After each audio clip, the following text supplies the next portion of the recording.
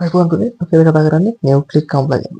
Nucleic අම්ල වලදී අපි මුලින්ම බලමු මූලද්‍රව්‍ය සංයුතිය.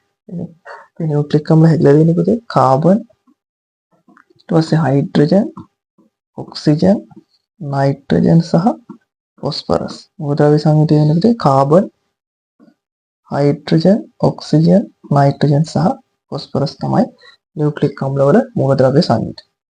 ඊට පස්සේ පුතේ නියුක්ලික් අම්ල හැදිලා තියෙන්නේ නියුක්ලියෝටයිඩ් බහුව්‍යවීකරණය වෙලා. නියුක්ලියෝටයිඩ්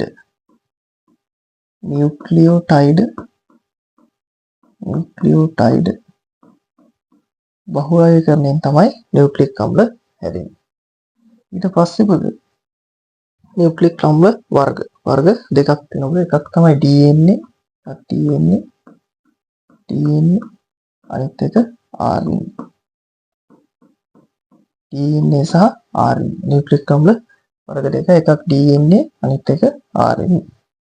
ඊට පස්සේ DNA වල තැනුම් වේගය. DNA වල තැනුම් වේගය තමයි ඩිऑක්සිරයිබෝ නියුක්ලියෝටයිඩ්.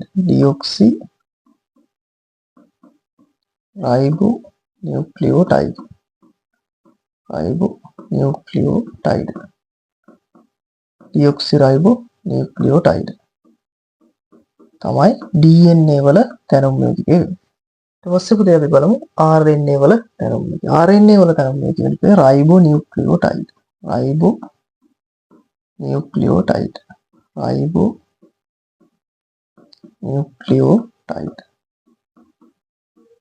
පුතේ RNA වල තැනුම් වේගය වෙන්නේ රයිබෝ නියුක්ලියෝටයිඩ්. රයිබෝ නියුක්ලියෝටයිඩ් වලින් තමයි RNA හැදලා තියෙන්නේ. ඊට පස්සේ මතක තියාගන්න පුතේ නියුක්ලික් අම්ල වල තියෙන වැදගත්කම මොනවද?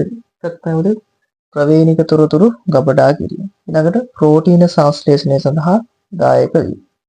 ඊළඟට සෛලයේ සිදුවන සියලුම ජීව ක්‍රියාවලි පාලනය කිරීම. ඊට ඇතම් වෛරස් වල පුතේ ප්‍රවේණික තොරතුරු ගබඩා කරනවා RNA වල. ඇතම් වෛරස් වල ප්‍රවේණික තොරතුරු RNA වල ගබඩා කරනවා.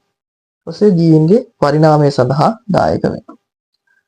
නියුක්ලික් අම්ල වල වැදගත්කම විදිහට අපිට ප්‍රවේණික තොරතුරු ගබඩා කිරීම, ඊට පස්සේ ප්‍රෝටීන සංශ්ලේෂණය සඳහා දායක වීම, ඊළඟට සෛලයේ සිදුවන සියලුම ජීව ක්‍රියාවලි පාලනය කිරීම. ඊට ඇතම් වෛරස් වල ප්‍රවේණික තොරතුරු ගබඩා කරනවා RNA වල. ඊට පස්සේ ජීවීන්ගේ පරිණාමය සඳහා දායක. මේ දේවල් ටික අපිට නියුක්ලික් අම්ලය යටතේ මතක තියාගන්න පුළුවන්. මේ channel එක subscribe කරන්න කියලා ආරාධනා කරනවා. අපි ලබන සතියේ ඊළඟ වීඩියෝ එකකින් හමු වෙමු.